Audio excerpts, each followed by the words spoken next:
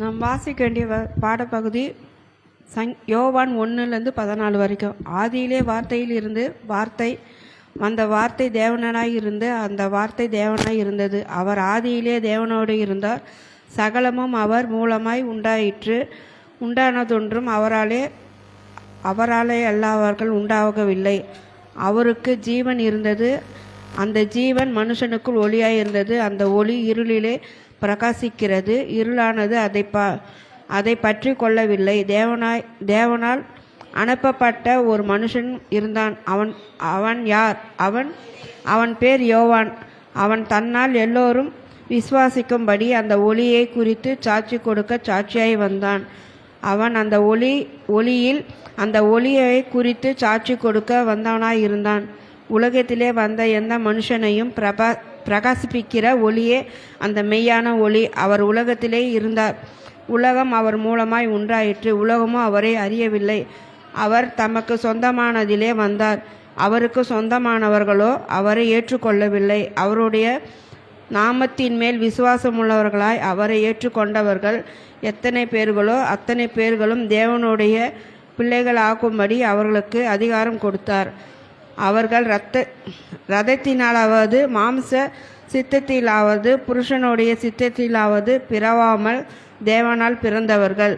அந்த வார்த்தை மாம்சமாகி கிருபையினாலும் சத்தியத்தினாலும் நிறைந்தவராய் நமக்குள்ளே வாசம் பண்ணினார். அவருடைய மகிமை கண்டோம். அது பிதாவுக்கு ஒரே பேரனமுடைய மகிமைக்கு ஏற்றவனாக இருந்தது. இந்த வசனத்தின்படி கர்த்தர் ஆசீர்வதிப்பாராக. சோத்திரம். சாட்சி ஒன்று சொல்றேன். போன வாரம் புதன்கிழமை என் பொண்ணுக்கு ஸ்கேன் எடுக்க நாங்கள் சீக்கிரமாகவே போனோம்.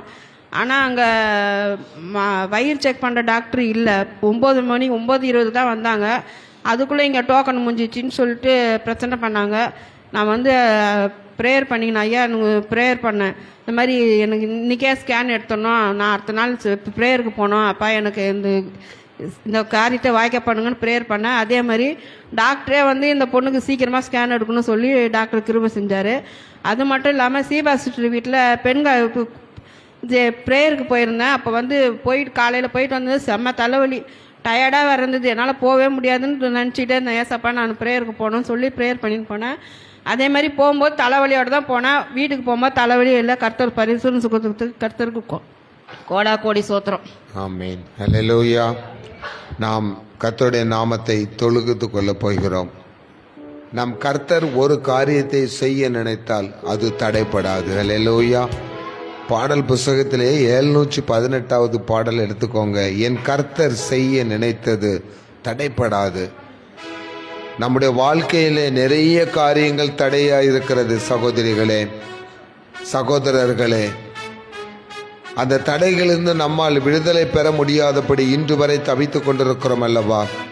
இன்னைக்கு நம்ம துதிக்கிற நேரத்தில் விசுவாசத்தோடு நம்பிக்கையோடு என் கர்த்தர் எனக்கு செய்ய நினைத்திருக்கிறது ஒரு நாளும் தடைப்படாதுங்கிற நம்பிக்கையோடு யாரெல்லாம் கர்த்தரை துதிக்க போறீங்களோ அவர்கள் வாழ்க்கையில் அற்புதம் நடக்கும். அல்லேலூயா. இது இங்கே இருக்கிறவங்க ஆனாலும் சரி, வீடுகளில் இருந்து இதை பார்த்து கொண்டிருக்கிறவர்களுக்கு தான் சொல்றேன். இன்னைக்கு கர்த்தர் வாழ்க்கையில இருக்கிற தடைகளை முற்றிலுமாய் அகற்றப் போகிறார். சரீரத்தில் தடைகள் இருந்தாலும், கற்பத்தில் தடைகள் இருந்தாலும், திருமண தடைகள் இருந்தாலும், ஆவிக்குரிய வாழ்க்கையிலே பிசாசுகளை மேற்கொள்ள முடியாதபடி வல்லமை இல்லாமல் நம் தடை செய்யப்பட்டிருப்போமானால் நம்முடைய பிசினஸ்ல, நம்முடைய சொந்த வாழ்க்கையில முன்னேற்றத்திற்கு எங்கெங்கெல்லாம் தடைகள் இருந்ததோ அந்த தடைகளை எல்லாம் இந்த நிமிஷத்திலே உங்களால் உடைக்க முடியும், உங்களால் கூடும் என்று ஆண்டவர் சொல்கிறார். நீ விசுவாசித்தால் இந்த கண்மலையை பார்த்து பெயர்ந்து போய் என்று சொன்னால் அது சமுத்திரத்தை போய் விழும். இது உங்களால் முடியும் என்று ஆண்டவர் சொல்லி இருக்கிறார். தேவனை துதிக்கும் பொழுது, சின்ன பிள்ளைங்க பேசக்கூடாது, தேவனை துதிக்கும் பொழுது, கர்த்தருடைய நாமத்தை தொழுது கொள்ளும் பொழுது, உண்மையாய் உத்தமமாய் வல்லமையாய் முழு பலத்தோடு அவரை ஆராதிக்கும் பொழுது இன்று உங்கள் தடைகள் உடைய போகிறது. அல்லேலூயா. அல்லேலூயா. சத்தமா சொல்லுங்க அல்லேலூயா. நாம் உற்சாகமாய் தேவனை துதிக்க போறோம். எல்லாரும் எழுந்திருந்து, என் கர்த்தர் செய்ய நினைத்தது தடைப்படாது, என் தேவன் என்னை ஆசீர்வதித்தால் தடுப்பது யாரு? உற்சாகமாய் படிப்போம். பாடல் புஸ்தகத்திலே 718வது பாடல், என் கர்த்தர் செய்ய நினைத்தது தடைப்பட. கைகளை தட்டி, பேசக்கூடாதுமா, கைகளை தட்டி உற்சாகமாய் நாம் படிக்க போகிறோம்.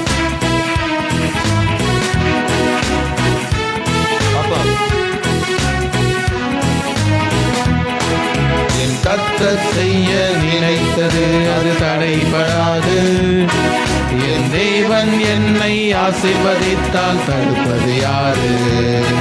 என் கர்த்தர் செய்ய நினைத்தது அது தடைபடாது, என் தேவன் என்னை ஆசீர்வதித்தால் தடுப்பது யாரு? என் தேவனால் நான் உயருவேன், என் தேவனால் முன்னேறுவேன், என் தேவனால் நான் பெருகுவேன், என் தேவனால் நிலை தாண்டுவேன். நிச்சயம் நடக்கும், நிச்சயம் நடக்கும், சுற்றி உள்ள கண்கள் அதை பார்க்கும். என்னை சுற்றி உள்ள கண்கள் அதை பார்க்கும். என் தேவனால், என் தேவனால் நான் உயருவேன், என் தேவனால் நான் ஏறுவேன், என் தேவனால் நான் பெருகுவேன், என் தேவனால் பதிலை தாண்டுவேன். நிச்சயம் நடக்கும், நிச்சயம் நடக்கும், சுற்றி உள்ள கண்கள் அதை பார்க்கும். என்னை சுற்றி உள்ள கண்கள் அதை பார்க்கும். நான் கலங்கி நின்ற போது கலங்காதே என்றாரே, நான் தனித்து நின்ற போது நான் இருக்கிறேன் என்றாரே. நான் கலங்கி நின்ற போது கலங்காதே என்றாரே, நான் தனித்து நின்ற போது நான் இருக்கிறேன் என்றாரே. கர்த்தரின் கரம் பிடித்து நான் உன்னை விட்டு விலகேன், நான் உன்னை என்று கைவிடேன் என்றாரே.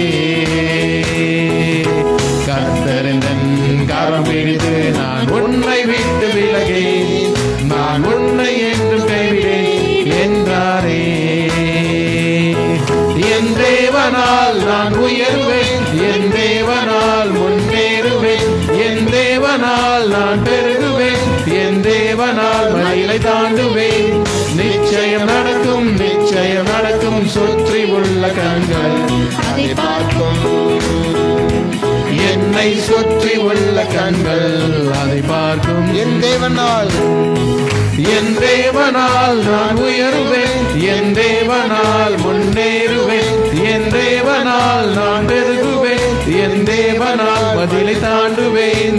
நிச்சயம் நடக்கும், நிச்சயம் நடக்கும், சுற்றி உள்ள கண்கள் அதை பார்க்கும். என்னை சுற்றி உள்ள கண்கள் அதை பார்க்கும். நான் முடியாது என்ற போது முடியும் என்றாரே, நான் மனம் தளர்ந்த போது திறன் கொண்டு என்றாரே. நான் முடியாது என்ற போது முடியும் என்றாரே, நான் மனம் தளர்ந்த போது திறன் கொண்டு என்றாரே. கர்த்தரின் அருகில் நான் உனக்காக செய்வேன், உன் தேவை பார்த்துக் கொள்வேன் என்றாரே. கர்த்தரின் அருகில் நான் உனக்காக செய்வேன், உன் தேவை பார்த்துக் கொள்வேன் என்றாரே. என் தேவனால் நான் உயருவேன், என் தேவனால் முன்னேறுவேன், என் தேவனால் நான் பெருகுவேன், என் தேவனால் பதிலை தாண்டுவேன். நிச்சயம் நடக்கும், நிச்சயம் நடக்கும், சுற்றி உள்ள கண்கள் அதை பார்க்கும். என்னை சுற்றி உள்ள கண்கள் அதை பார்க்கும். பிரியமானவர்களே, நான் படித்தோம், முடியாது என்ற பொழுது ஆண்டவர் சொன்னார், முடியும், உன்னால் முடியும். என் சகோதரனே, என் சகோதரியே, உன்னுடைய வாழ்க்கையில் முடியாது என்று நீ எதை நினைத்துக் கொண்டிருக்கிறாயோ, இந்த துதிக்கிற நேரத்தில் ஆண்டவர் சொல்கிறார், உன்னால் முடியும், நம்பு. அல்லேலூயா. உன்னால் முடியும், உங்களால் முடியும். பிள்ளைங்க கிளாஸ்ல ஃபர்ஸ்ட் வர முடியும். என்னால முடியல ஆண்டவரே, இன்னைக்கு சொல்றார், உன்னால் முடியும். ஆண்டவர் அதற்கேற்ற ஞானத்தை கொடுப்பார். துதிக்கும் பொழுது, ஜெபிக்கும் பொழுது. என் வாழ்க்கையில, என் குடும்பத்தில் சில காரியங்கள் முடியாமல் இருக்கிறது. இனி அது முடியாது போல இருக்கிறதே, முடியாது போல் இருக்கிறதே, நடக்காது போல் இருக்கிறதே. ஆண்டவர் சொல்கிறார், அப்படி இனிமேல் சொல்லாதீங்க. நீ முடியாது என்று நினைத்திருக்கிற ஒரு காரியம் உனக்கு முடிய போகிறது. அல்லேலூயா. அது ஆண்டவர் சொல்லுகிற, வேற ஒருத்தர் வந்து முடிக்க வேண்டியதில்லை, உன்னால் முடியும். உங்களுக்குள் இருக்கிற கர்த்தர் அதை முடித்து வைப்பார். உங்களுக்குள் கர்த்தர் இருந்தால் அதை முடித்து வைப்பார். உங்களுக்குள் ஜீவனுள்ள தேவன், வல்லமையுள்ள தேவன் இல்லாமல் என்னால் முடியும் முடியும் என்றால் நீங்கள் ஒன்றையுமே சாதிக்க முடியாது, எதையுமே பெற்றுக்கொள்ள முடியாது. எப்பொழுது ஆண்டவர் உள்ளே வருவார், துதிக்கிறவர்கள் மேல் கர்த்தர் பிரியமாயிருக்கிறார். துதிக்கிற இடத்தில் ஆண்டவர் வருவார். நீதிமான்களின் கூடாரங்களில் ரட்சிப்பின் கெம்பீர சத்தம் உண்டாயிருக்கும் என்று வேதம் சொல்லிச்சு. அப்படி கெம்பீர சத்தம், ரட்சிப்பின் கெம்பீர சத்தம், துதிக்கிற சத்தம் யார் வீடுகளில் இருக்கிறதோ, எந்த சபைகளில் இருக்கிறதோ, எந்த மனிதனிடத்தில் இருக்கிறதோ, எந்த மனுஷனிடத்தில் இருக்கிறதோ, எந்த வாலிபனிடத்தில் இருக்கிறதோ, எந்த வாலிப பிள்ளைகளிடத்தில் இருக்கிறதோ, அவர்கள் துதிக்க துதிக்க துதிக்க தேவனுடைய அபிருதமான பலன் அவர்களுக்குள் வரும் பொழுது உங்களால் சாதிக்க முடியாததை ஆண்டவர் சாதிக்க வைப்பார். உங்களால் முடியாது என்று சொல்லப்பட்ட காரியங்களை ஆண்டவர் நிச்சயமாக முடித்து வைப்பார். அல்லேலூயா. நம்புறீங்களா? இயேசுவை நம்புறீங்களா? நம்புறேன்னு சொல்றவங்களுக்குள்ள இயேசு இருக்கிறாரா? உங்களுக்குள் இயேசு இருந்தால் ஒரு அல்லேலூயா சொல்லுங்க. அப்ப நீங்க படிங்க, முடியாது என்ற பொழுது முடியும் என்றாரே. கைகளை தட்டி உற்சாகமாய் படிக்க போகிறோம்.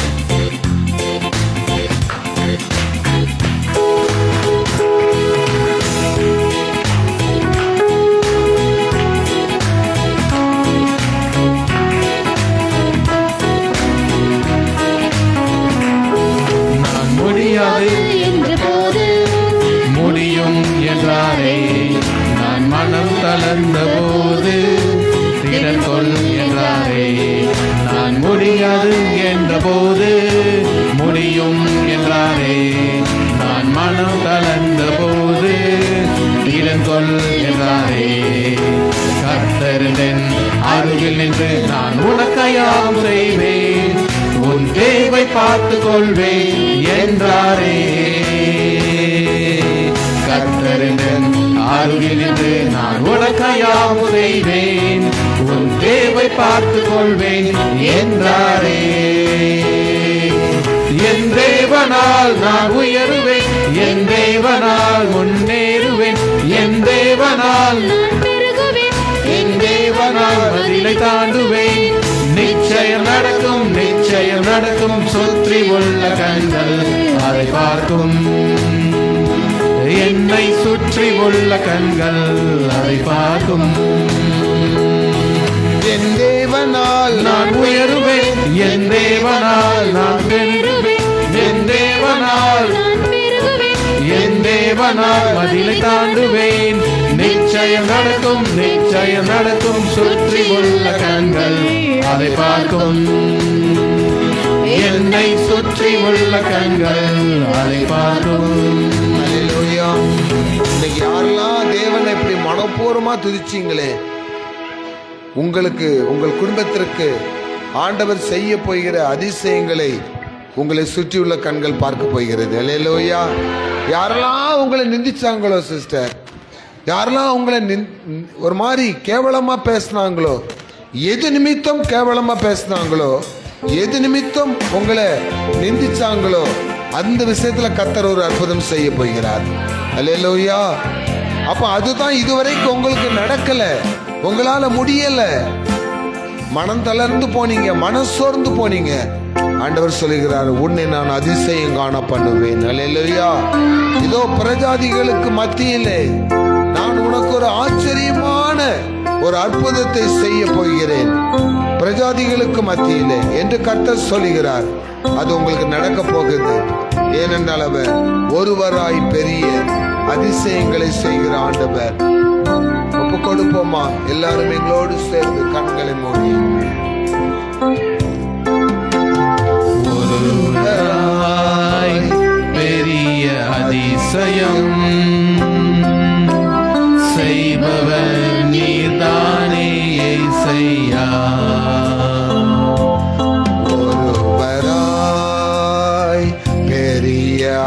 அதிசயம் செய்பவர் நீர்தானே ஏசையா. இந்த நாளில் செய்யுமே, இறங்கி வந்து செய்யுமே. இந்த நாளில் செய்யுமே, இறங்கி வந்து செய்யுமே. ஒரு அற்புதம் நாங்கள் காண செய்யுமே. ஒரு அற்புதம் நாங்கள் காண செய்யுமே. ஹல்லேலூயா, ஹல்லேலூயா, ஹல்லேலூயா, ஹல்லேலூயா, ஹல்லேலூயா, ஹல்லேலூயா, ஹல்லேலூயா, ஹல்லேலூயா.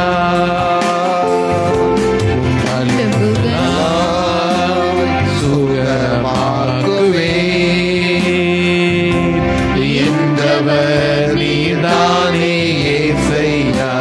இயேசுவின் தழும்புகளினால் நாம் சுகமாக போகிறோம். இப்பொழுது எங்களோடு சேர்த்து இணைந்து என்றவர் நீதானே ஏசையா. தழும்புகளால் மீண்டும் ஒரு முறை சுகமாக்குவே என்றவர் நீதானே ஏசையா. இந்த நாளில் செய்யுமே, இந்த நாளில் செய்யுமே, இறங்கி வந்து செய்யுமே. இந்த நாளில் செய்யுமே, இறங்கி வந்து செய்யுமே. ஒரு அற்புதம் நாங்கள் காண செய்யுமே. ஒரு அற்புதம் நாங்கள் காண செய்யுமே. ஹல்லேலூயா, ஹல்லேலூயா, ஹல்லேலூயா, ஹல்லேலூயா, ஹல்லேலூயா, ஹல்லேலூயா, ஹல்லேலூயா, ஹல்லேலூயா. ஆண்டவரே, ஒருவராய் பெரிய அதிசயங்களை எங்கள் குடும்பங்களிலே, பிள்ளைகள் வாழ்க்கையிலே கர்த்தர் செய்ய ஆரம்பித்து விட்டீர் அப்பா. இந்த நாளிலே, இந்த நாளில் இருந்தே நீர் அதை செய்வதற்காக சோத்திரம், செய்து முடிப்பதற்காக சோத்திரம். கரங்களை தட்டி நாம் இயேசுவின் நாமத்தை மகிமைப்படுத்தும். எல்லாரும் கரங்களை தட்டி உற்சாகமாய் உற்சாகமாய் கர்த்தருடைய நாமமே மகிமைப்படுவதாக. கர்த்தர் உங்களை ஆசீர்வதிப்பாராக. தயவு செய்து உட்காருங்க. ஒரு சின்ன அறிவிப்பு, சின்ன பிள்ளைகள் இனிமேல் விளையாடக்கூடாது, சத்தம் கேட்கக்கூடாது. சின்ன பிள்ளைகள் சத்தம். வருகிற வியாழக்கிழமை வழக்கம் போல காலை ஆராதனை உண்டு. வியாழக்கிழமை இரவு 3 நாள் மழை பயங்கரமாக இருக்குன்னு சொல்லியிருக்காங்க. ஒருவேளை கடுமையான மழை இருக்குமானா ஃபுல் நைட் ப்ரேயரை நம்ம கட் பண்ணிவிட்டு 7 மணி ஆராதனையும் வச்சுக்கிடலாம். சரிங்களா? அது கடைசி நேரத்தில் நான் உங்களுக்கு சொல்கிறேன். வருகிற சனிக்கிழமை உபாச ஜபம் காலை 10:30 மணிக்கு உண்டு. அந்த மாதத்தினுடைய கடைசி உபாச ஜபம் அடுத்த நாள் 1ஆம் தேதி ஆரம்பிக்குது. கர்த்தர் ஒரு நல்ல வல்லமையுள்ள வார்த்தைகளை உங்களுக்கு வைத்திருக்கிறார். அதிலே நீங்கள் கலந்து கொள்ளுங்க. மற்றவர்களும் அழைத்து வாரும்படி உங்களை அன்புடன் கேட்டுக்கொள்கிறேன். இது கிறிஸ்துமஸ் காரியங்களுக்காக, தேவைகளுக்காக தயவுசெய்து பாரத்தோடு ஜபித்து கொள்ளுங்க. புஸ்தகத்தை கிழிச்சிடாதீங்கம்மா. விளையாடுறதுக்கு உங்களுக்கு வேற எதுவும் கிடைக்கலையா? கர்த்தருடைய செய்திக்காக நாம் கடந்து செல்ல போகிறோம். அருமையான சிஸ்டர் தனசிலி முன்னாடி வந்து கர்த்தருடைய வார்த்தையை பகிர்ந்து கொள்வாங்க.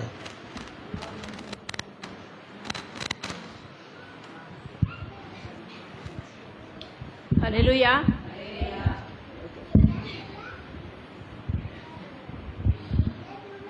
ஆண்டவராய் இயேசு கிறிஸ்துவின் நாமத்தினாலே நான் உங்களை வாழ்த்துகிறேன்.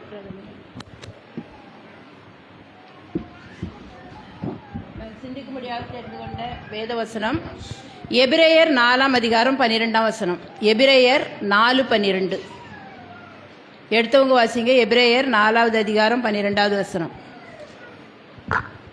தேவனுடைய வார்த்தையானது ஜீவனும் வல்லமையும் உள்ளதாயும் இருபுறமும் கருக்குள்ள எந்த பட்டயத்திலும் கருக்கானதாயும் ஆத்துமாவையும் ஆவியையும் கணுக்களையும் ஊனையும் பிரிக்கத்தக்கதாக உருவ குத்துகிறதாயும் இருதயத்தின் நினைவுகளையும் யோசனைகளையும் வகையறுக்கிறதாயும் இருக்கிறது. அல்லேலூயா.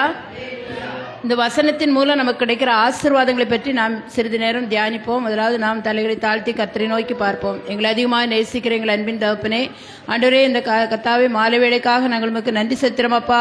உம்முடைய வார்த்தையினால எங்களுக்கு என்னென்ன ஆசீர்வாதங்கள் வைக்கப்பட்டிருக்கிறது என்பதை வேதத்தின் மூலம் நாங்கள் தியானிக்க போகிறோம் அப்பா. நீர் எங்களுக்கு கர்த்தாவே கற்றுத்தர முடியாது ஜெபிக்கிறோம். எங்களை தாழ்த்தி உம்முடைய சமூகத்தில் ஒப்படைக்கிறோம் கர்த்தாவே. சிறிது நேரம் ஆண்டவரே பிள்ளைகளும் அமைதியாக இருக்கத்தக்கதாக நீங்கள் உதவி செய்யுங்கப்பா. துதி கனமகிமை எல்லாம் நமக்கு செலுத்துகிறோம். இயேசு கிறிஸ்துவின் மூலம் ஜெபிக்கிறோம் பிதாவே. இந்த வேத வசனத்தின் மூலமாக ஆண்டவருடைய வார்த்தையினால என்னென்ன ஆசீர்வாதங்களை தேவன் நமக்கு வைத்திருக்கிறார் என்று சில காரியங்களை நம்ம சிந்திக்க போகிறோம். வார்த்தை என்றால் யாருன்னா, வார்த்தைன்னா இயேசு கிறிஸ்து தான் வார்த்தை. நம்ம வாசித்த வேத வசனத்துல யோவான் 1:1 14 எடுத்தவங்க வாசிங்க. யோவான் 1:1-14.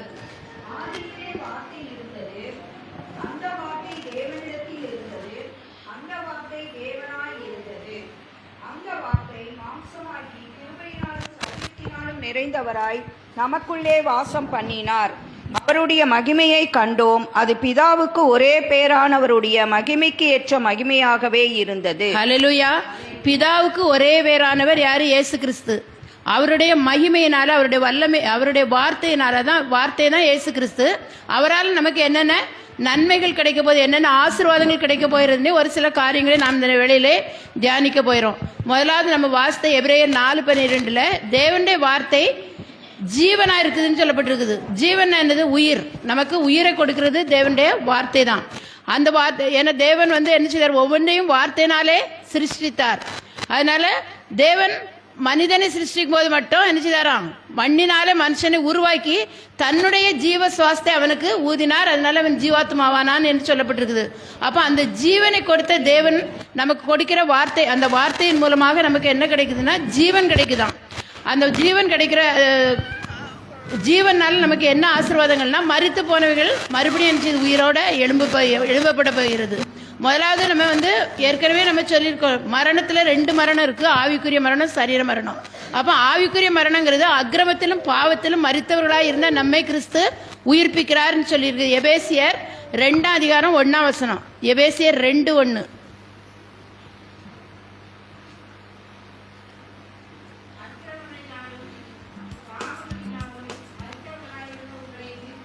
ஹல்லேலூயா. அக்கிரமத்திலும் பாவத்திலும் மரித்திருந்த நம்முடைய ஆத்மாவை தேவன் அவருடைய வார்த்தையினாலே உயிர்ப்பிக்கிறார். ரெண்டாவது மரணம் சரீர பிரகாரமான மரணம். அந்த சரீர பிரகார மரணம் என்ன செய்யுதுன்னா எல்லாருக்குமே அது வருது. வேதத்துல ஆண்டவர் உயிரோடு எழுப்பின ஒரு சிலரை பற்றி நம்ம பார்க்க போறோம். முதலாவது எபிருவின் மகன். எபிருவின் மகன், எபிரு ஒரு தேவாலய தலைவன், ஜெபாலய தலைவன். அவனுடைய மகன் வியாதிப்பட்டு மரித்து போறான். அப்ப மரித்து போகும்போது எபிருவின் மகள் மரித்து போறா. மரிக்கிறதுக்கு முன்னால ஆண்டவர்கிட்ட அந்த ஜெபாலய தலைவன் ஆண்டவரை கூப்பிடுறான். ஆண்டவரே, நீர் என்னுடைய மகன் ரொம்ப மரண அவஸ்தையா இருக்கா, சாக போற நிலைமையில சீரியஸா இருக்கா, நீங்க உங்க கையை அவள் மேல் வைத்தால் என்ன செய்யும், சுகமாகும் அப்படின்னு சொல்லி அவன் என்ன செய்யறான், கூப்பிடுறான். கூப்பிட்ட உடனே ஆண்டவரும் சரி நான் அவனை சுகமாக்குறேன்னு என்ன செய்யற போயிட்டு இருக்காரு. போகும்போது வழியில பெரும்பாடுள்ள ஸ்திரீ அவளுக்கு சுகம் கொடுக்குறாரு. இப்படி கொஞ்சம் என்ன செய்ச்சு, ஜனங்கள் அதிகமாக போனதுனால நெருக்கத்தினால என்ன செய்ச்சு, லேட் ஆயிட்டு. இப்போ அவளுடைய மகள் என்ன செய்ய, மரித்து போனா. எபிருவின் மகள் மரித்து போனா. உடனே வீட்டுல இருந்து ஆட்கள் சொல்றாங்க, உம்முடைய மகள் மரித்து போயிட்டா, இனி எதுக்கு ஆண்டவரை வருத்தப்படுத்துறீங்க அப்படின்னு சொல்லும்போது ஆண்டவர் சொல்றாரு, பயப்படாத, விசுவாசமா இருந்து சொல்லி அந்த எபிருவோடு சேர்ந்து அவருடைய வீட்டுக்கு போய் என்ன செய்யறாருன்னா அந்த மகளை பிடித்து என்ன செய்யறாரு, கையை பிடித்து தலித்தாகுமி அப்படின்னு சொல்றாரு. தலித்தாகுமின்னா சிறு பெண்ணே எழுந்திரு என்று நான் உனக்கு சொல்கிறேன்னு அர்த்தமா. உடனே அந்த மகள் என்ன செய்தா, மரணத்துல இருந்து உயிரோட எழுந்து நடந்தாள்னு சொல்லப்பட்டிருக்குது. அப்ப ஆண்டோடைய வார்த்தையில என்ன இருக்கு, ஜீவன் இருக்குது. அவருடைய வார்த்தை நமக்கு ஜீவனை கொடுக்கிறது. அப்படியே நாயினூர் விதவின் மகன் மரித்து போனவனை பார்த்து என்ன செய்தாரு, அவனை பார்த்து வாலிபனே எழுந்திருன்னு சொன்னாரு. உடனே அவன் என்ன செய்தான், உயிரோடு எழும்பினான்னு சொல்லியிருக்கு. இப்படி வேதத்துல அநேக சம்பவங்களை நம்ம என்ன செய்யறோம் பார்க்கிறோம். பேதுரு கூட என்ன செய்தார், தொற்கால்ங்கிற ஒரு தாயாரே அவர் என்ன செய்தார், உயிரோடு எழுப்பினார். அன்னைக்கு மட்டும்தான் நடக்கிற வேதத்துல இன்னைக்கும் என்ன செய்யுது, வட இந்தியாவில் நம்ம பார்த்தோன்னா அநேக சாட்சிகளை நம்ம கேட்குறோம். அங்கே வந்து கிறிஸ்துவை பற்றி அறியாதவங்க தான் நிறைய பேர் இருக்கிறாங்க. ஊழியக்காரர் அங்கே போய் கிறிஸ்துவை அறிவித்து விசுவாசிகளாக்கி, அந்த விசுவாசிகள் விசுவாசத்தில் அங்கே உறுதியாக இருந்ததுனால மரித்தவர்கள் இருக்காங்க, உயிரோடு எழுப்பியிருக்காங்கன்னு ஜீவனுள்ள சாட்சிகளை நம்ம கேட்கும்.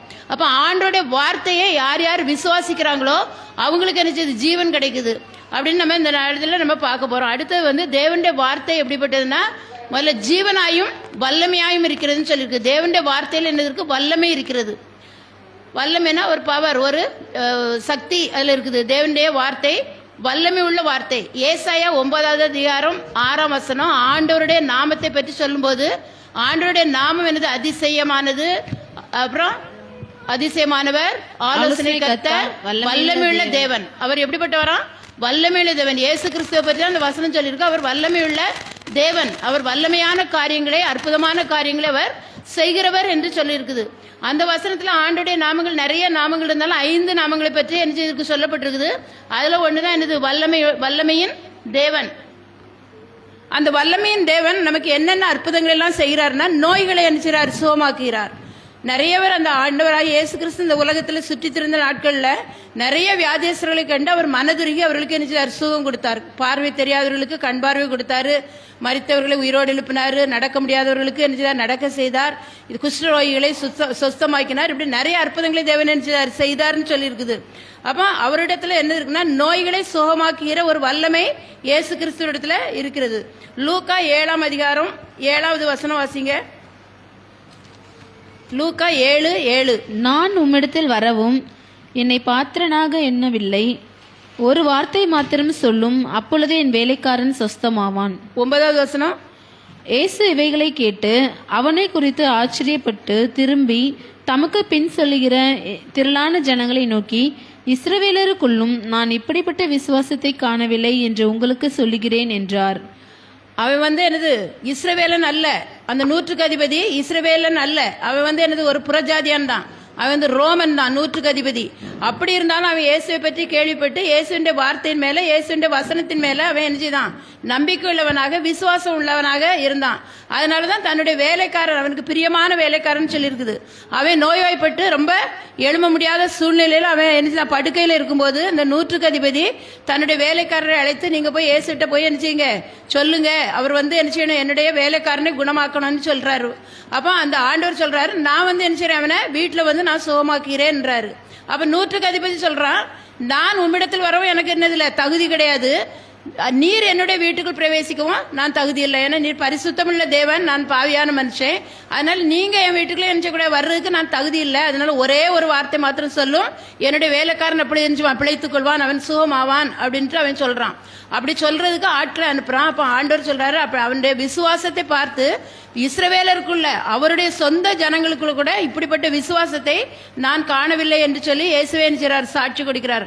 அப்ப தேவனுடைய வார்த்தையின் மேல அவனுக்கு என்ன நம்பிக்கை இருந்துச்சு. ஆண்டவர் ஒரு வார்த்தை சொன்னா போதும், என்னுடைய வேலைக்காரன் சுகமாயிருவான். தன்னுடைய பிள்ளைக்காக, தன்னுடைய மனைவிக்காக அவன் கேட்கல, தன்னுடைய வேலைக்காரனுக்காக வேணுச்சுதான் விண்ணப்பம் பண்ணிடுறான். ஒரு வார்த்தை சொன்னால் என்னுடைய வேலைக்காரன் சொஸ்தமாவான்னு சொல்றார். அதே மாதிரி ஆண்டவர் உடனே நினைச்சார், தனக்கு பின்னால சென்ற இஸ்ரவேல் ஜனங்களை பார்த்து சொல்றாரு, இஸ்ரவேலருக்குள்ள நான் இப்படிப்பட்ட ஒரு விசுவாசத்தை காணவில்லை.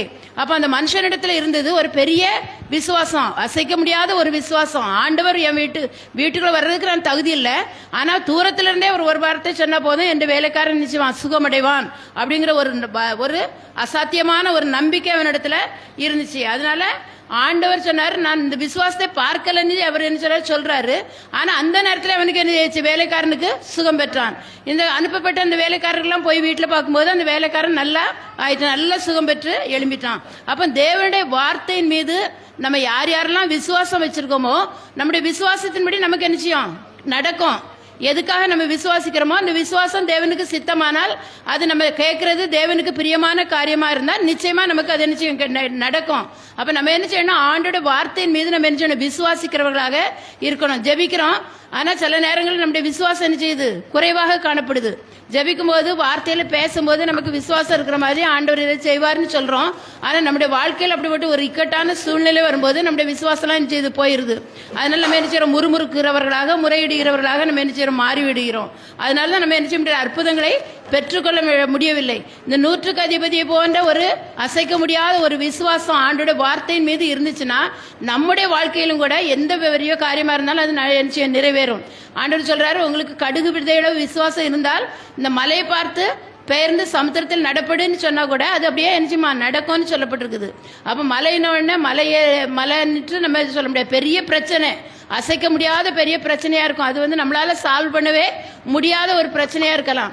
ஆனா ஆண்டோட வார்த்தையை நம்ம நம்பி அவரையே நம்ம சார்ந்திருக்கும் போது அந்த பிரச்சனை கூட என்ன செய்ய முடியும், அதை அகற்ற முடியும். அதை வந்து அந்த பிரச்சனையிலிருந்து நம்ம ஜெயம் பெற முடியும். நம்ம ஒரு வெற்றியை தேவன் நமக்கு தருவார். அப்ப நமக்கு இருக்க வேண்டியது ஆண்டோட வார்த்தையின் மீது ஒரு நல்ல வெறும் விசுவாசம்.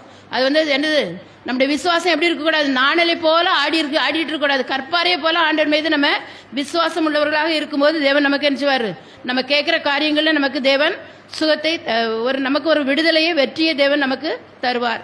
அடுத்து வந்து அவருடைய வார்த்தையில வந்து என்ன, நோயை சுகமாக்கிற வல்லமை இருக்குன்னு பார்த்தோம். இப்பொழுது அவருடைய வார்த்தையில என்ன இருக்குன்னா, அசுத்த ஆவியை துரத்துகிற அதிகாரம் இருக்குது, அந்த வல்லமை இருக்கிறது. மார்க் 1 அதிகாரம் 1 வசனம் 1வது அதிகாரம் 25வது வசனம் 26வது வசனம் வாசிங்க. மார்க் 1:25. அதற்கு இயேசு, நீ பேசாமல் இவனை விட்டு புறப்பட்டு போ என்று அதை அதட்டினார். உடனே அந்த அசுத்த ஆவி அவனை அலைக்கழித்து மிகவும் சத்தமிட்டு அவனை விட்டு போய்விட்டது. 27வது வசனம் வாசிங்க. எல்லாரும் ஆச்சரியப்பட்டு, இது என்ன, இந்த புதிய உபதேசம் எப்படிப்பட்டது, இவர் அதிகாரத்தோடு அசுத்தாவிகளுக்கும் கட்டளையிடுகிறார், அவைகள் இவருக்கு கீழ்ப்படுகிறதே என்று தங்களுக்குள்ளே ஒருவரோடு ஒருவர் சொல்லிக் கொண்டார்கள். அல்லேலூயா. ஆண்டோட வார்த்தையினால அசுத்தாவிகள் கூட என்ன செய்து பயந்து ஓடுது. அப்ப அந்த ஆண்டோட வார்த்தையை நம்ம நம்பி நமக்கும் அந்த அதிகாரத்தை தேவன் நினைச்சிருக்காரு, கொடுத்திருக்கிறார். நமக்கு மட்டும் இல்ல, விசுவாசிக்கிற எல்லாருக்குமே அந்த அதிகாரத்தை தேவன் நினைச்சிருக்காரு, கொடுத்திருக்கிறார். அவர் சொல்றாரு, விசுவாசிக்கிறவர்களால் நடக்கும் அடையாளங்களாவன என் நாமத்தினாலே. நம்ம சும்மா போய் நின்று ஜெபம் பண்ணா சுகமாகாது, சும்மா போய் ஜெபம் பண்ணா நமக்கு என்ன, பிசாசு நம்மளை பார்த்து என்ன செய்ய பயப்படாது. ஆனா ஆண்டோடைய நாமத்தினாலே விசுவாசத்தோடு நம்ம ஜெபிக்கும் போது நோய்கள் குணமாகுது, பிசாசுகள் என்ன செய்யுது, அலறி அடிச்சு ஓடுது. இன்னைக்கும் என்ன செய்யுது, அது மாதிரி நடக்குது. கூட்டங்கள், பெரிய கூட்டங்களுக்கு போனோம்னா ஊழியக்காரர்கள் அங்கிருந்து பிரசங்கம் பண்ணும் போதே, ஜபிக்கும் போதே தூரத்தில் இருக்கிற பேய் கூட என்ன செய்யுது, பேய் பிடித்தவர்கள் என்ன செய்யறாங்க, ஆடுறாங்க. அந்த பேய்கள் அவர்களை விட்டு என்ன செய்து போகுது. அப்ப இந்த அசுத்த ஆவிகளை துரத்தக்கூடிய அதிகாரத்தை தேவன் நமக்கு என்ன செய்திருக்காரு, கொடுத்திருக்கிறாரு. சீஷர்களை அன்றைக்கு அழைக்கும் போது சீஷர்களுக்கு என்ன செய்தார், அந்த அதிகாரத்தை கொடுத்துதான் அனுப்புறாரு. நீங்க போங்க, நோய்களை குணமாக்குங்க, அசுத்தாவிகளை துரத்துங்கள், சத்ருவின் சகல வல்லமைகளை மேற்கொள்ள உங்களுக்கு அதிகாரம் கொடுத்திருக்கிறேன். அப்ப அசுத்தாவி பொல்லாதது. யாரும் அந்த அசுத்தாவிக்காக நம்ம போராடி ஜெபிக்கிறோமோ அவங்களுடைய குடும்பங்கள்லயும் அவங்களுடைய சரீரங்கள்லயும் பல பாடுகளை பிசாசு செஞ்சுவான், கொண்டு வருவான். அதுக்காக தான் தேவன் சொல்றாரு, ஒரு செக்யூரிட்டி, ஒரு பாதுகாப்பை தேவன் நமக்கு கொடுக்கிறார். சத்ருவின் சகல வல்லமைகளை மேற்கொள்ள உங்களுக்கு அதிகாரம் கொடுக்கிறேன். இந்த அதிகாரம் யாரு கொடுத்ததுன்னா, நம்ம ஆண்டவராய் இயேசு கிறிஸ்து விசுவாசிக்கிற ஒவ்வொருவருக்கும், ஊழியம் செய்கிற ஒவ்வொருவருக்கும், எல்லாருக்கும், நம்ம எல்லாருக்குமே தேவன் இந்த அதிகாரத்தை தேவன் கொடுத்திருக்கிறாரு. அது மட்டும் இல்ல, அந்த அதிகாரத்தை நம்ம பயன்படுத்தும் போது சத்ரு நம்மை தாக்காதபடியே, அசுத்தாவி நம்மை தொடாதபடியே தேவன் நமக்கு என்ன செய்யிருக்காரு, ஒரு பாதுகாப்பையும் கொடுத்திருக்காரு. அவைகள் ஒன்று உங்களை சேதப்படுத்தாது. அது சேதப்படுத்துறதுக்கு அதுக்கு அதிகாரம் கிடையாது. நம்ம சரியில்லைன்னா தான் பிசாசு நம்மளோட என்ன செய்யும், நம்மளை சேதப்படுத்தும். ஆண்டவர் நமக்கு அதிகாரம் கொடுத்திருக்காரு, அது ஒன்றுமே உங்களை சேதப்படுத்தாதுங்கிற ஒரு பாதுகாப்பையும் தேவன் நமக்கு கொடுத்திருக்கிறார். அப்ப ஆண்டவருடைய வார்த்தையை நம்ம சொல்லும் போது, ஆண்டவருடைய நாமத்தினால நம்ம சொல்லும் போது அசுத்தாவிகள் என்ன செய்யுது, பயந்து ஓடுது. அதே மாதிரி ஆண்டவர் வந்து உலகத்திலே மனிதனாக சுற்றி திரிந்து ஊழியம் செய்த அந்த காலங்களிலே தேவன் என்ன செய்தார்னா, அநேக அசுத்தாவிகளை அவர் என்ன செய்தார், துரத்தினார். லேகியோன் பிசாசு பிடித்தவன் என்ன செய்ய, தூரத்துல வரும்போதே என்ன செய்யறான், அலறிட்டு வரான். வரும்போது ஆண்டவர் என்ன செய்றார், இவனை விட்டு நீ போ, நீ என்ன சொன்னார். சொன்ன உடனே என்ன செய்தான், அந்த பிசாசு அவனை விட்டு போச்சு. எத்தனையோ வருடமாக அவன் வஸ்திரம் கூட, ட்ரெஸ் கூட போடாம நிர்வாணமா இருந்து கல்லுகளிலாலே தன்னை காயப்படுத்தி கொண்டிருந்த அந்த மனுஷன் ஆண்டவருடைய வார்த்தையை கேட்ட உடனே, அந்த பிசாசு அவனை விட்டு போன உடனே இவன் புத்தி தெளிந்து வஸ்திரம் தரித்து ஆண்டோடைய பாதத்தில் இருந்துச்சுதான் உட்கார்ந்துருந்தான். ஆண்டோடைய வார்த்தையை மற்றவர்களுக்கு அறிவிக்கிற ஒரு சுவிசேஷனாக அவன் மாறினான். அப்ப ஆண்டவர் வந்து என்ன செய்றாரு, அந்த அசுத்தாவியை அவர் துரத்தினார். அது மட்டும் இல்ல, நமக்கும் அந்த அதிகாரத்தை தேவன் நினைச்சிருக்காரு, கொடுத்திருக்கிறாரு. கொடுத்து அந்த அசுத்தாவியை மேற்கொள்ளத்தக்க அதிகாரத்தை தேவன் நமக்கு கொடுத்திருக்கிறார். மத்தேயு 10:19 வாசிங்க. மத்தேயு 10:19. அவர்கள் உங்களை ஒப்புக்கொடுக்கும் போது எப்படி பேசுவோம் என்றும் என்னத்தை பேசுவோம் என்றும் கவலைப்படாதிருங்கள். 9:10 9:19. இயேசு எழுந்து தம்முடைய சீஷரோடு கூட அவர் பின்னே போனார். சரி, அந்த வசனம் தப்பா எழுதியிருக்கேன். அதாவது வந்து என்ன செய்தான், ஒரு அசுத்தாவி பிடித்த மனுஷன் வந்து என்ன செய்தான் இருந்தான். ஆண்டவர் என்ன செய்யாரு, அதிகாரத்தோட நீ இவனை விட்டு போன்னு சொன்னாரு.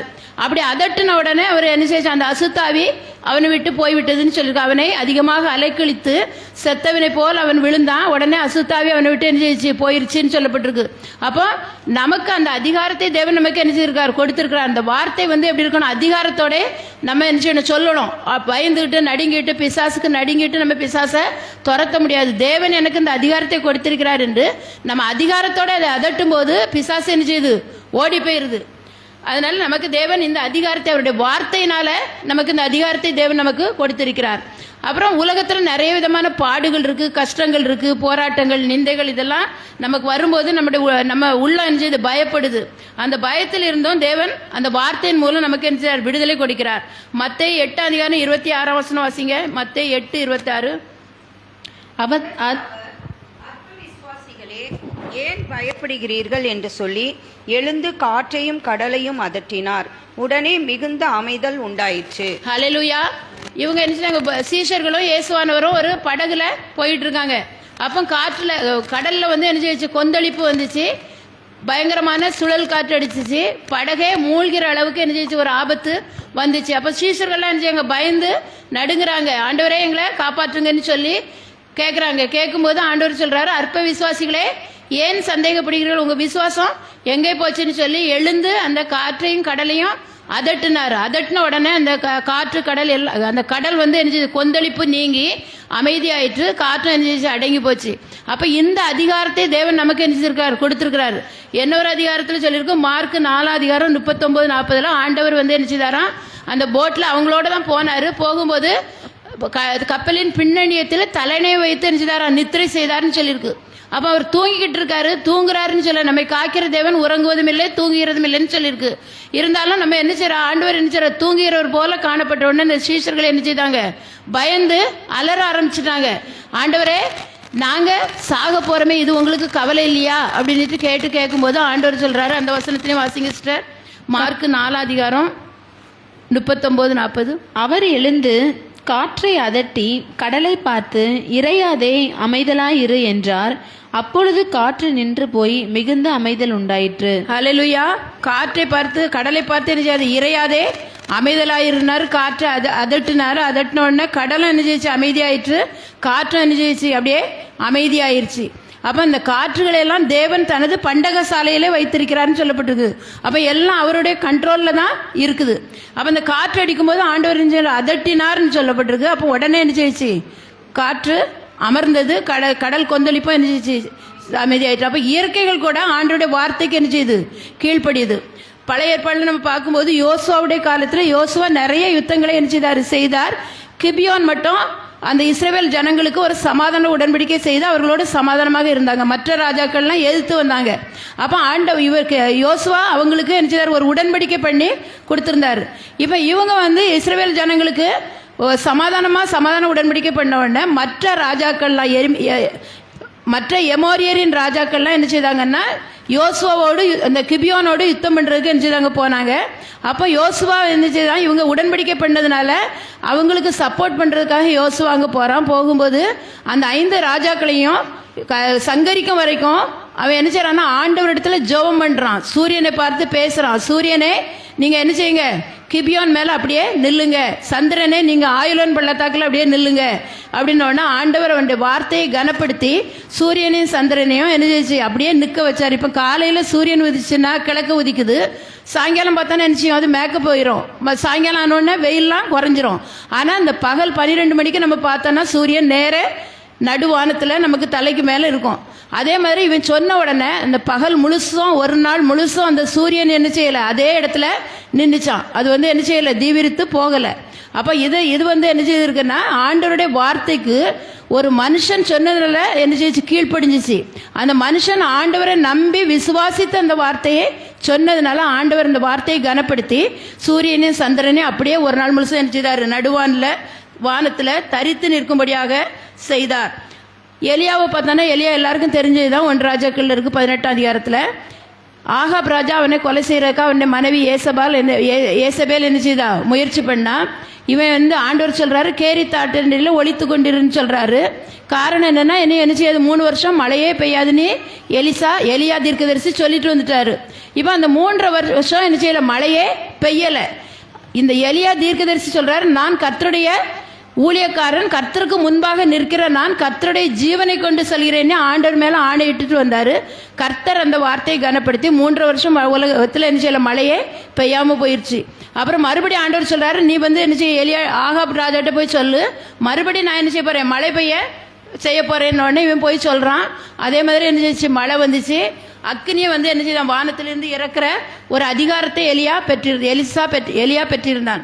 அப்ப இப்படிப்பட்ட இயற்கையின் மீது கூட ஒரு அதிகாரத்தை தேவன் அவருடைய பிள்ளைகளுக்கு, யார் யாரெல்லாம் அவருடைய வார்த்தையின் மீது விசுவாசமா நம்பிக்கையோடு இருக்கிறாங்களோ அவங்களுக்கு அந்த அதிகாரத்தை தேவன் நினைச்சுறாரு, கொடுக்கிறாரு. அதனால நாமும் ஆண்டவருடைய வார்த்தை மேல் விசுவாசம் உள்ளவர்களாக ஆண்டவர் இதை செய்வார் என்ற ஒரு நம்பிக்கையோடு அந்த ஆண்டவருடைய வார்த்தையில விசுவாசமா இருந்தோம்னா நம்ம ஆண்டவர் நினைச்சுவார், நம்முடைய வார்த்தையை கனப்படுத்தி நமக்கு நினைச்சார், உதவி செய்கிறார். அடுத்து மூணாவது நம்ம பார்க்கும்போது, முதலாவது நம்ம என்ன பார்த்தோம், தேவனுடைய வார்த்தை ஜீவன் உள்ளதுன்னு பார்த்தோம். அடுத்தது தேவனுடைய வார்த்தையில் வல்லமை இருக்கிறதுன்னு பார்த்தோம். மூணாவது நம்ம பார்க்கும்போது தேவனுடைய வார்த்தை என்ன செய்தான்னா, இருதயத்தை உருவ குத்துகிற வார்த்தைகள். நிறைய பிரசங்கங்களை நம்ம கேட்குறோம். சில வார்த்தைகள் அந்த பாவங்களை கடிந்து சொல்லும் போது நம்மளிடத்தில் அப்படிப்பட்ட பாவங்கள் இருந்தால் நம்ம என்ன செய்யறோம், உணர்வடைகிறோம். என்ன நம்ம இந்த பாவத்தை என்ன செய்யக்கூடாதுன்னு ஆண்டுகிட்ட ஒப்பு கொடுத்து மனஸ்தாபப்பட்டு என்ன செய்யறாங்க, மன்னிப்பு கேட்குறாங்க. அது இன்னைக்கும் என்ன செய்யுது, நடக்குது. அந்த காலத்துலையும் என்ன செய்யுது, அப்போஸ்தலர் காலத்துலையும் அது என்ன செய்யுது, நடந்துச்சு. அப்போஸ்தலர் 2ஆம் அதிகாரம் 37, 41, 37ஆம் வசனமும் 41ஆம் வசனத்தையும் வாசிங்க. அப்போஸ்தலர் 2. அவர்கள் கேட்ட பொழுது இருதயத்திலே குத்தப்பட்டவர்களாகி பேதுருவையும் மற்ற அப்போஸ்தலரையும் பார்த்து, சகோதரரே, நாங்கள் என்ன செய்ய வேண்டும் என்றார்கள். அவனுடைய வார்த்தையை சந்தோஷமாய் ஏற்றுக்கொண்டவர்கள் ஞானஸ்தானம் பெற்றார்கள். அன்றைய தினம் ஏறக்குறைய 3000 பேர் சேர்த்துக் கொள்ளப்பட்டார். ஹல்லேலூயா. தேவனுடைய வார்த்தையானது இருதயத்தை உருவ குத்துகிறதா இருக்குது. அதனால ஆண்டோட வார்த்தையை கேட்கும்போது அந்த வார்த்தை அவர்களுடைய இருதயத்தில் கிரியை செய்கிறபடினால்தான் அவங்க என்ன செய்யறாங்க, தங்களோட பாவங்களை அறிக்கையிட்டு பேதுருவினால அப்போஸ்தலர்களால ஞானஸ்நானம் பெறுறாங்க. ஒரு பிரசங்கத்தை கேட்டு அவருடைய வார்த்தையை கேட்ட ஜனங்கள்ல 3000 பேர் ஒரே நாள்ல இருந்துச்சுதாங்களாம், ரட்சிக்கப்பட்டாங்களாம். அப்போ அந்த பேதுருவுக்கும் என்ன செய்ச்சு, அந்த விசுவாசம் இருந்துச்சு. கேட்ட மக்களுக்கும் அந்த வார்த்தையில இருந்துச்சு, விசுவாசம் இருந்துச்சு. அதனாலதான் என்ன செய்ச்சு, அப்படி ஒரு ரட்சிப்பு, ஒரு எழுப்புதல் அந்த சபைகள்ல அந்த நாள்ல சேர்க்கப்பட்டு ஒரே நாளையில 3000 பேர் சேர்க்கப்பட்டாங்க. ஆனா இப்பொழுது அந்த எழுப்புதல் இருக்குதான்னா நிச்சயமா கிடையாது, இல்லை. ஒரே நாளையில் 3000 பேர் ரட்சிக்கப்படுறாங்க. இப்போ எவ்வளோ பெரிய கூட்டம்னாலும் 3000 பேர் ஞானஸ்நானம் பெற்றதாக தெரியல. ஒருவேளை வெளிநாடுகளில் எப்படி இருக்க தெரியல, நம்ம தேசத்தில் அதெல்லாம் இல்லை. ஒவ்வொரு நாளும் என்ன செய்யறோம், நம்ம சபையில் என்ன செய்யறோம், எத்தனையோ வருஷம் 60 வருஷம் 70 வருஷம் ஆன சபையில் கூட என்ன செய்யறாங்க, 250 குடும்பங்கள் 300 குடும்பங்கள் தான் இருக்குன்னு நம்ம சொல்றோம். ஆனால் இங்கே பேதுருடைய ஒரு பிரசங்கத்தை கேட்டவர்கள், பேதுருடைய வார்த்தையில நம்பிக்கை வைத்தவர்கள், அவனுடைய அந்த வார்த்தையானது அவர்களுடைய இருதயத்தை குத்தினபடினால், உருவ குத்தினபடினால் அவர்கள் என்ன செய்தாங்க, மனம் திரும்பி ஞானஸ்நானம் பெற்று 3000 பேர் சபையில ஒரே நாளையில சேர்க்கப்பட்டார்கள் சொல்லியிருக்கு. அப்போ தேவனுடைய வார்த்தை என்ன செய்யுதுன்னா நம்முடைய இருதயத்தை உருவ குத்துகிறதா இருக்கிறது. அது ஒரு பட்டயம் போல, இருபுறமும் கருக்குள்ள பட்டயம்னு சொல்லப்பட்டிருக்குது. அப்போ அந்த பட்டயம் என்ன செய்யும், கேட்கிறவர்களையும் என்ன செய்யும், வெட்டும். யார் பிரசங்கம் பண்றாங்களோ அவங்க சரியில்லைன்னா அவங்களையும் என்ன செய்யும், வெட்டும். அதனால இது இருபுறம் கற்குள்ள பட்டேன்னா அந்த வேத வசனம். அப்ப இது எல்லாருக்குமே, ஊழியக்காரருக்கும் அந்த வேத வசனம் ஒண்ணுதான், விசுவாசிகளுக்கும் ஒரே வேத வசனம் தான். அப்ப யார் யார் தவறு செய்தாலும் அவர்களுக்கும் அது என்ன செய்யும், வேத வசனம் அவர்களையும் என்ன செய்யும், வெட்டும்னு சொல்லப்பட்டிருக்குது. அடுத்து இருதயத்தை வகையறுக்கிறதுன்னு சொல்லப்பட்டிருக்குது. அப்போ நமக்கு நம்ம இருதயத்துல என்னென்ன காரியங்கள் இருந்தாலும் அது நம்ம என்ன உணர்த்தி நமக்கு பாவ மன்னிப்பை என்ன செய்து கொடுக்குதுன்னு சொல்லப்பட்டிருக்குது. மத்தேயு 26:75 வாசிங்க. மத்தேயு 26 அதிகாரம் 75 வசனம். மத்தேயு 26. பேதுரு சேவல் கூவிகளுக்கு முன்னே நீ என்னை 3 தரம் மறுதலிப்பாய் என்று இயேசு தன்னிடத்தில் சொன்ன வசனத்தை நினைத்து கொண்டு வெளியே போய் மனங்கசந்து அழுதான். ஏற்கனவே ஆண்டவர் சொல்லிட்டாரு, சேவல் கூவுறதுக்கு முன்னால ஆண்டவரை அந்த ஜனங்கள் பிடிச்சு அவரை சிலுவையில் அறையிறதுக்கு முன்னாலே ஆண்டவர் சொல்றாரு, பஸ்கா பண்டிகையோட அந்த கடைசி ராவு இருந்துல, அதாவது என்ன செய்ய போற, அந்நியனே நீ அறிந்திருக்கிறதே 3 தரம் நான் அறியலைன்னு மறுதளிக்க போறான்னு சொல்றாரு. அது அப்போ பேதுரு என்ன சொல்றாரு, நான் செத்தா கூட நினைச்ச உண்மை மறுதளிக்க மாட்டேன்னு வீரப்பா பேசிடுறாரு. ஆனால் போர்ச்சவர்களுடைய கூட்டங்களெல்லாம் பார்த்த உடனே நீ மெய்யாகவே அவர்களோடு இருந்தார்கள் நீ ஒரு வேலைக்காரி சொன்னதுக்கு பயந்து என்னச்சுதான், நான் அவரை அறியலை, அவர் யாருன்னே எனக்கு தெரியாது, நீ சபிக்கவும் சத்தியம் பண்ண தொடங்கினான்னு சொல்லப்பட்டிருக்குது. அப்போ உடனே என்ன செய்ச்சு, 3வது தரம் மறுதளிச்ச உடனே சேவல் என்ன செய்ச்சான், கூவிச்சு ஆண்டவர் சொன்ன வார்த்தையை அவன் உடனே என்னச்சுதான் நினைவு கூர்ந்தான். அவனுடைய உள்ளத்தில் அந்த வார்த்தை என்ன செய்ய ஞாபகத்துக்கு வந்துச்சு, அந்த இருதயத்தில் அந்த வார்த்தை ஞாபகத்துக்கு வந்த உடனே அவன் என்ன செய்தான், மனங்கசந்து அழுதான். ஆண்டவரே நான் உண்மை காட்டி கொடுத்துட்டேனே மனங்கசந்து அழுததுனால அவன் தேவனிடத்தில் மன்னிப்பை பெற்றுக்கொண்டான். ஆனால் யூதாஸை பற்றி நம்ம பார்த்தோம்னா, காட்டி கொடுத்தான் யூதாஸ் இருந்த பேதுரு மறுதளிச்சான், யூதாஸ் காட்டி கொடுத்தான். காட்டி கொடுத்த அந்த யூதாஸ் ஆண்டு மனஸ்தாபப்பட்டான். ஆனால் அவன் மனஸ்தாபத்தைப்பட்டதை ஆண்டவரிடத்துல அவன் மன்னிப்பு கேட்கல. அதனால அவன் என்ன செய்தான், மரித்து போனான், நாண்டு கொண்டு செத்தான்னு சொல்லியிருக்கு. அதனால இப்போ நம்ம என்ன செய்யணும்னா, ஆண்டோட வார்த்தை நமக்கு வரும்போது அதை நம்ம என்ன செய்யணும், ஏற்றுக்கொண்டு அந்த வார்த்தை மூலம் நம்ம என்ன செய்யணும், நம்மிடத்தில் இருக்கிற குறைகளை தேவனிடத்தில் அறிக்கையிட்டு நம்ம ஆண்டவர்கிட்ட கேட்கும்போது ஆண்டவர் நம்முடைய குறைகளை எல்லாம் நமக்கு நிறைவாக்கி நமக்கு என்ன செய்யறார், பாவ மன்னிப்பை தந்து நம்மை ரட்சித்து பரலோக ராஜ்யத்தை நமக்கு அவர் தருகிறார். யோவான் ஸ்நானனுடைய வாழ்க்கையை பார்க்கும்போது யோவான் ஸ்நானன் ஆண்டோட வார்த்தை என்ன ஜனங்களுக்கு அறிவித்தான். அப்போ அறிவிக்கும் போது அநேகர் வந்தாங்க, வேதபாரகர், பரிசேயர், சதுசேயர் எல்லாருமே அவன்கிட்ட என்ன செய்தாங்க, ஆண்டவருடைய வார்த்தையை கேட்டாங்க. அவங்களும் இருதயத்திலே குத்தப்பட்டவர்களாகி அவங்க என்ன செய்தாங்க, ஞானஸ்நானம் பெற்றார்கள் சொல்லப்பட்டிருக்குது. அப்போ யாருடைய இருதயம் நல்ல நிலமாக இருக்குதோ அந்த நல்ல நிலத்தில் தான் இந்த வார்த்தைகள் என்ன செய்யும், கிரியை செய்து ஒரு நல்ல அறுவடையை நமக்கு தரும். அப்போ தான் அந்த இருதயம் நல்ல நிலமாக இருந்தால் அந்த வார்த்தைகள் நம்முடைய இருதயத்தில் போய் அது கிரியை செய்யும், மனஸ்தாபப்படுவோம். அப்போ ஆண்டவர்கிட்ட நம்முடைய பாவங்களையெல்லாம் அறிக்கையிட்டு மன்னிப்பு கேட்டு நம்ம என்ன செய்வோம், ரட்சிக்கப்படுவோம். அதனால நம்ம என்ன செய்யணும்னா, நம்ம இருதயத்தை ஆண்டவருக்கு நம்ம என்ன செய்யணும், ஒப்பு கொடுக்கணும். இன்றைக்கும் அநேக ஊழியர்களுடைய உபதேசத்தை கேட்டு அநேகர் என்ன செய்கிறாங்க, மனம் திரும்புகிறாங்க. ஒருவேளை கர்த்தரை அறியாத புறஜாதி மக்களாக இருந்தால் கூட அவங்க மனம் திரும்பி ஆண்டவர்கிட்ட அவங்க என்ன செய்கிறாங்க, தங்களையே முற்றிலுமாக அர்ப்பணித்து தங்களுடைய பாவங்களையெல்லாம் ஒப்பு கொடுத்து பழைய வாழ்க்கையிலேருந்து என்ன செய்கிறாங்க, புதிய வாழ்க்கைக்கு வராங்க. அவங்க என்ன செய்கிறாங்க, ஆண்டவருடைய நாமத்தினால் ஞானஸ்நானம் எடுத்து உண்மையான விசுவாசிகளாக அநேகர் என்ன செய்கிறாங்க, மாறுறாங்க. அடுத்து நம்ம பார்க்கும்போது நம்முடைய அந்த ஆண்டோட வார்த்தை நமக்கு என்ன செய்யுதான், சமாதானத்தை கொடுக்கிறது. இன்னைக்கு உலகத்தில் பார்த்தா சமாதானம் இல்லாமல் தான் நிறைய குடும்பங்கள் இருக்குது. தேசங்களுக்கிடையே சமாதானம் இல்லை. சமாதானம் இல்லாததுனால தான் என்ன செய்கிறாங்க, அங்கங்கே ஒரே சண்டை, வருஷக்கணக்கில் என்ன செய்கிறாங்க, ரஷ்யா யுக்ரைன்லாம் சண்டை போட்டுட்டு இருக்கு. இப்போ இஸ்ரேல் நாடும் யுத்தம் ஆரம்பிச்சு இருந்துச்சு, 1 வருஷத்துக்கு மேலே ஆயிட்டு. ஆனால் யுத்தம் ஓய்ந்தபாடு இல்லை, சமாதானம் அங்கு இல்லை. அதனால அப்படிப்பட்ட நிலைமையில தான் நம்ம இப்போ இருக்கோம். குடும்பங்களை பார்த்தா குடும்பங்களுக்குள்ள என்னது கிடையாது, சமாதானம் கிடையாது. கணவன் மனைவிக்கிடையே சமாதானம் கிடையாது, பிள்ளைகளுக்கும் பெற்றோருக்கிடையே சமாதானம் கிடையாது, மாமியார் மருமகளுக்கிடையே சமாதானம் கிடையாது. இப்படிப்பட்ட ஒரு உலகத்துல தான் நம்ம என்ன செய்யறோம், வாழ்ந்து கொண்டிருக்கோம். சமாதானம் இல்லாத ஒரு உலகத்தில் இருக்கோம். ஒருவேளை நிறைய பணங்கள் இருக்கும், செல்வங்கள் இருக்கும், படிப்பு இருக்கலாம், அவங்களுக்கு என்ன செய்யலாம், நல்ல வேலை வசதிகள் இருக்கலாம், வீடு வாசல் இருக்கலாம். ஆனாலும் அவங்களுடைய உள்ளத்துல என்னது இல்லை, சமாதானம் இல்லாமல் நிறைய குடும்பங்கள் இருக்கிறாங்க. அவனா ஆண்டவர் சொல்றாரு, என்னுடைய சமாதானத்தை நான் உங்களுக்கு கொடுக்கிறேன். நான் கொடுக்கிற சமாதானம் எப்படி இருக்கும்னா, உலகம் கொடுக்கிற சமாதானம் இல்லை. ஒருவேளை நமக்கு பணம் வந்துச்சுன்னா நம்ம என்ன செய்வோம், ஒரு தேவைகள் சந்திக்கப்பட்டுச்சு, இன்னைக்கு ஒரு வீடு வாங்கிட்டோன்னா ஒரு கொஞ்ச நாளைக்கு நம்ம இந்த வீட்டில் என்ன செய்வோம், மகிழ்ச்சியாக இருப்போம். ஆனாலும் கடன் பிரச்சனைகள் வரும், வீடு வாங்கினதுனால அப்போ நம்முடைய சமாதானம்லாம் என்ன செய்யுது, எடுபட்டு போயிடுது. அதனால் குடும்பத்தில் ஏதாவது பிரச்சனைகள் வரும்போது நம்முடைய சமாதானம் போயிடுது. அதனால பணம் நமக்கு சமாதானத்தை கொடுக்காது, வீடு வாசல் நமக்கு சமாதானத்தை கொடுக்காது, கார் பங்களா நமக்கு சமாதானத்தை கொடுக்காது. சமாதானத்தை கொடுக்கிறவர் ஆண்டவராக இயேசு கிறிஸ்து ஒருவரே. அவர் தான் சொல்றாரு, என்னுடைய சமாதானத்தை நான் உங்களுக்கு தருகிறேன், நான் உங்களுக்கு வீடு தருவேன், ஆஸ்தி தருவேன், பங்களா தருவேன் அப்படின்னு ஆண்டவர் சொல்லவே இல்லை. அவர் சொல்ற, என்னுடைய சமாதானத்தை நான் உங்களுக்கு தருகிறேன். அதை யாருமே என்ன செய்ய முடியாது, எடுக்க முடியாது. ஒருவேளை நமக்கு வசதி இல்லாமல் இருக்கலாம், பணம் இல்லாமல் இருக்கலாம், ஆனால் ஆண்டவர் கொடுக்கிற சமாதானத்தை யாராலும் என்ன செய்ய முடியாது, எடுக்க முடியாது. ஏன்னா ஆண்டவர் நமக்கு கொடுக்கிற சமாதானம் அப்படிப்பட்ட நிலையான நிரந்தரமான ஒரு சமாதானம். அந்த சமாதானத்தை நம்ம என்ன செய்யணும், பெற்றுக்கொள்ளணும். ஆண்டவராக இயேசு கிறிஸ்து இந்த உலகத்தில் மரித்து அடக்கம் பண்ணப்பட்டு 3ஆம் நாளில் உயிரோடு எழும்பி வந்தார்.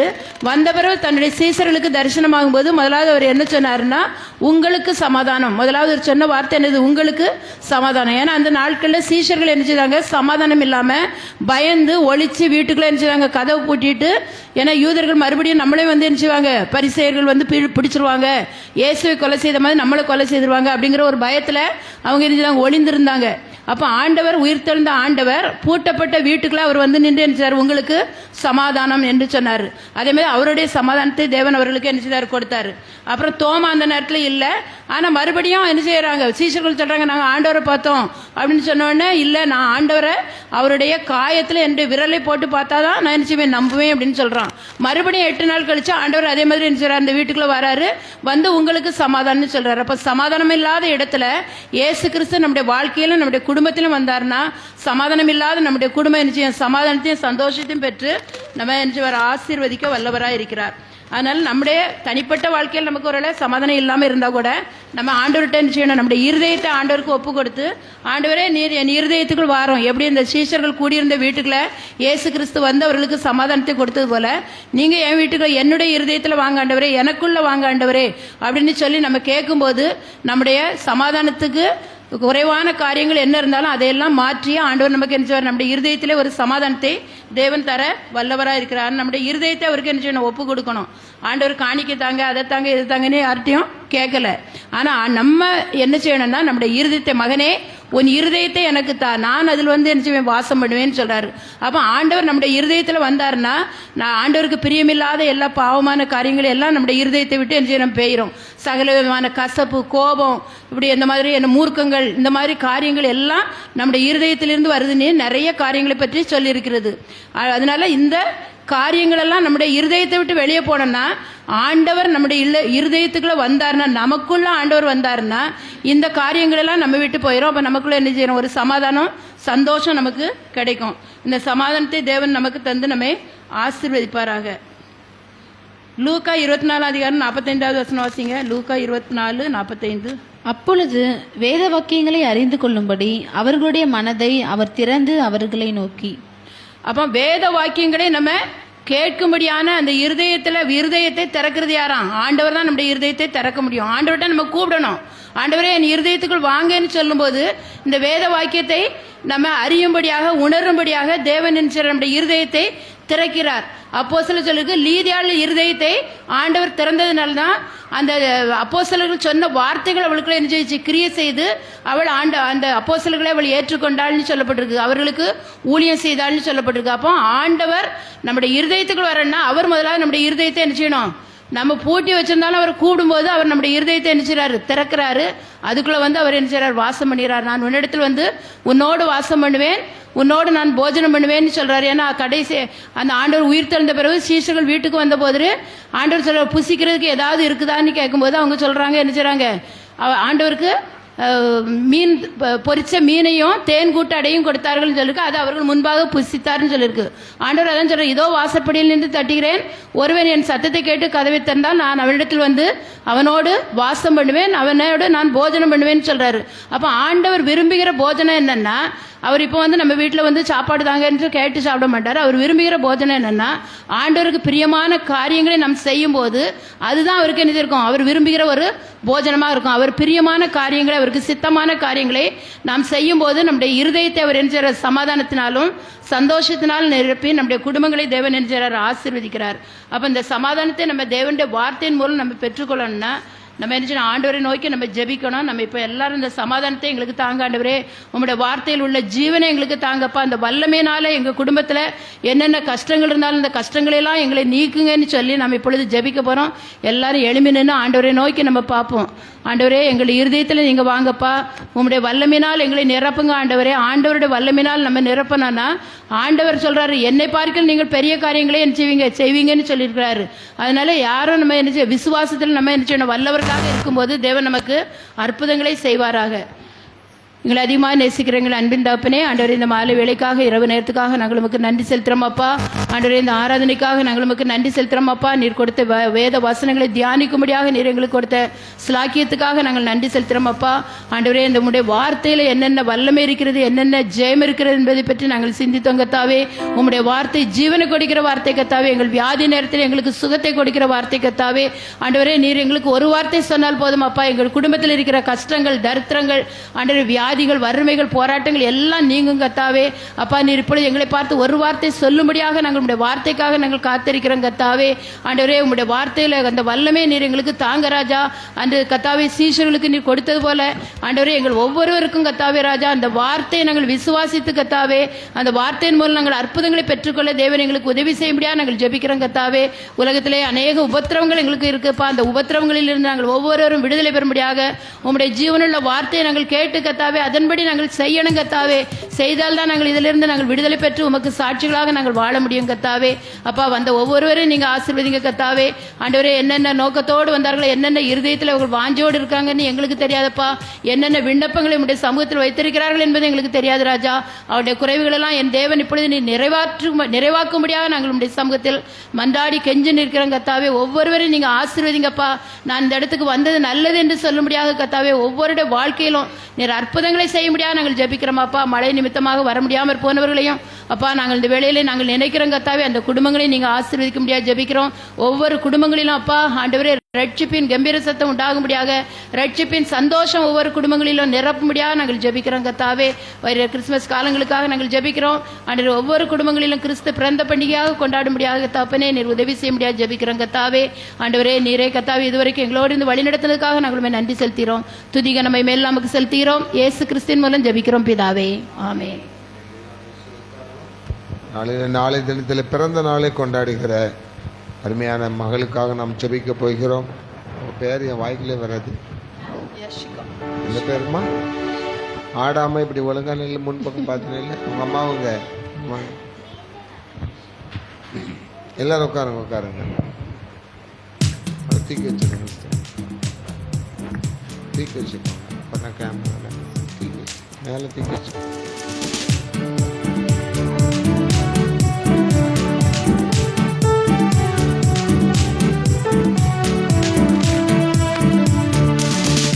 மகிழ்வோம் தினமாக மகிழ்வோம் யேசுராஜன் நம் சொந்தமாயினார். மகிழ்வோம் ஆக மகிழ்வோம் யேசுராஜன் நம் சொந்தமாயினார்.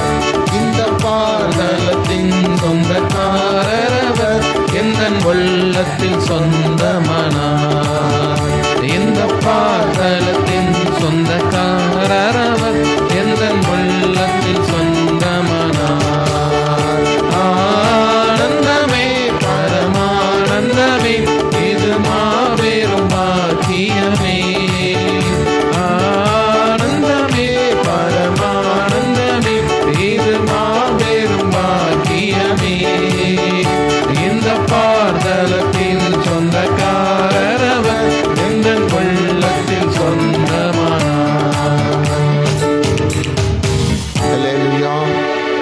அருமையான எத்தனாவது வயசு சிஸ்டர் அவளுக்கு?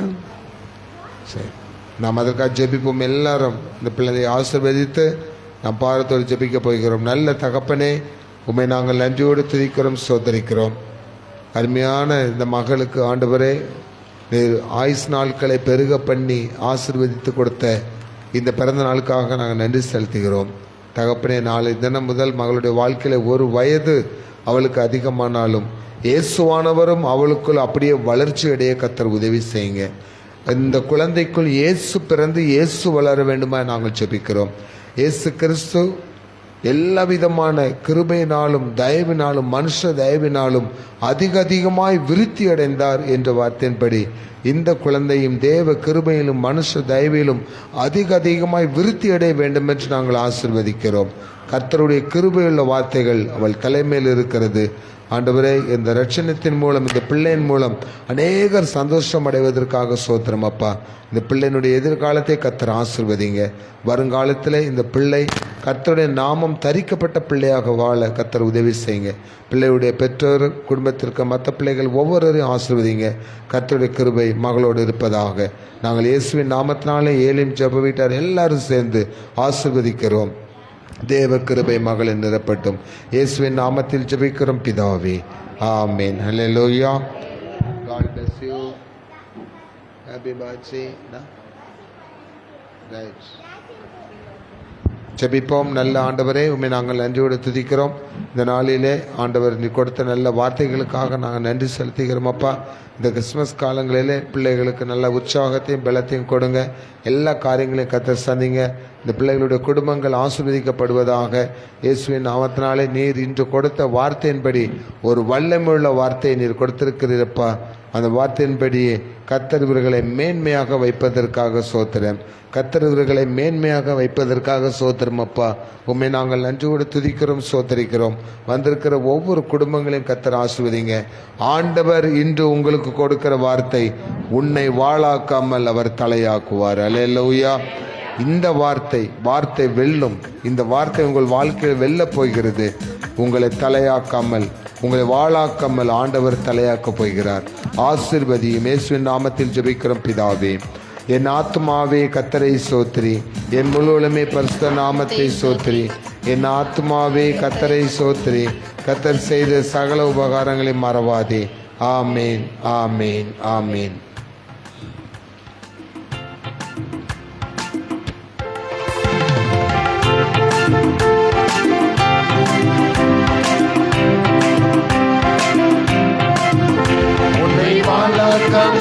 இயேசு தலையாக்குவார், உன்னை கீழாக்காமல் இயேசு மேலாக்குவார்.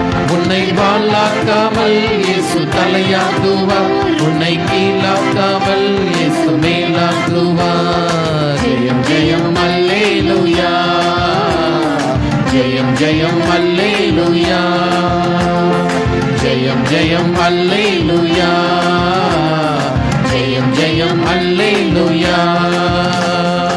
இஸ்ரவேலே நீ பயப்படாதே, இஸ்ரவேலே நீ பயப்படாதே, கரம் பிடித்து உன்னை நடத்தி செல்வார், கரம் பிடித்து உன்னை நடத்தி செல்வார். ஜெயம் ஜெயம் அல்லேலூயா, ஜெயம் ஜெயம் அல்லேலூயா, ஜெயம் ஜெயம் அல்லேலூயா, ஜெயம் ஜெயம் அல்லேலூயா.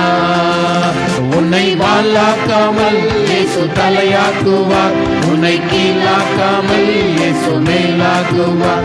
உன்னை வாளாக்காமல் இயேசு தலையாக்குவார், உன்னை கீழாக்காமல் இயேசு மேலாக்குவார். அல்லேலூயா, அல்லேலூயா. கர்த்தர் உங்களை ஆசீர்வதிப்பாராக. பிரியமான சகோதர சகோதரிகளே, இந்த 17ஆம் தேதி நடக்கிற கிறிஸ்மஸ் ப்ரோக்ராம், குடும்ப கிறிஸ்மஸ் ப்ரோக்ராமில் ஒரு குடும்பத்துக்கு ஒரு பாடல் நீங்கள் படிக்கலாம். நீங்கள் தெலுங்கு பாட்டு படித்தாலும் சரி, குடும்பத்துக்கு ஒரு பாடல். என்ன பாட்டு படிக்க போகிறீங்கிறத ஒன்று எங்கிட்ட கொடுங்க, இல்லாட்டி சிஸ்டர்கிட்ட கொடுங்க, இல்லாட்டி அருமையான கீபோர்டு வாசிக்கிற மகள் கையில் நீங்கள் கொடுங்க. ப்ராக்டிஸ் பண்ணணும், அதுக்குனால தான் சொல்கிறோம். அப்போ ஒரு டைம் கொடுத்து நீங்கள் வரும்போது என்ன செஞ்சிடலாம், ஒவ்வொரு பாட்டுக்காக அவங்களுக்கும் வந்து நம்ம ப்ராக்டிஸ் பண்ணுறதுக்கு ஈஸியாக இருக்கும். அந்த போன வருஷம் ஜெயராணிக்கெல்லாம் பாட்டு படித்தாங்க. இந்த வருஷமும் கிறிஸ்மஸ் அந்த 17ஆம் தேதி, அதுக்காக நல்ல ஜோம் நெடுங்க குடும்பமாக வந்து பாட்டு படிங்க. கர்த்தர் உங்களை ஆசீர்வதிப்பாராக. அல்லேலூயா. அந்த பண்டிகையினுடைய